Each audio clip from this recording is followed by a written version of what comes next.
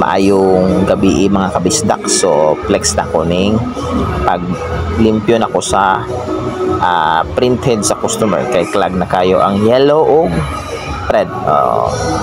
So ingon ana lang guys, dapat dili nyo balihon kayo na i-portion na nga dili pwede yung basa sa tubig or cleaning solution.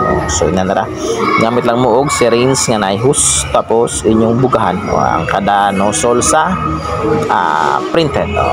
So amping mo pagkuha o pabalik ani dapat dili basa, tapos dili mabasa tong portion aning sa printed nga kuan ground dining mo ground niya guys. So pag human niyo buga sa kuan clean solution inyong anam mo og trapo ang nozzle para dili mo tulo guys. So ana na ay tulo. So ingon ana na siya guys, alampingan yung kayo basta magkuan mo printhead sa printer, amping ra yun.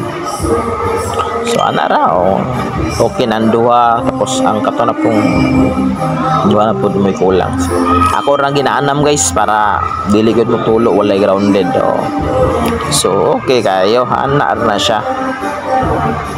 So bano guys, continuation ni sa atong clip kay nag-burn out. So ako ra dayon gihapon kay para makita ninyo ba makita ninyo.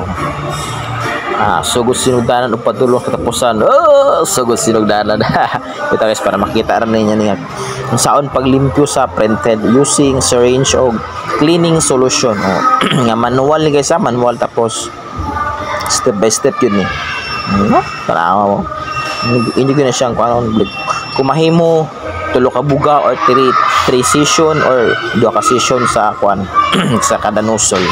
So yun na lang sa kung naghanap nyo yung clip guys, paki-share po ko, paki-like or paki-comment man lang dako na kayo nagtabang sa atong clip. So hapit naman gini siya mahuman guys, murag manamilit po yung amigo. So ampit ramay, bye bye.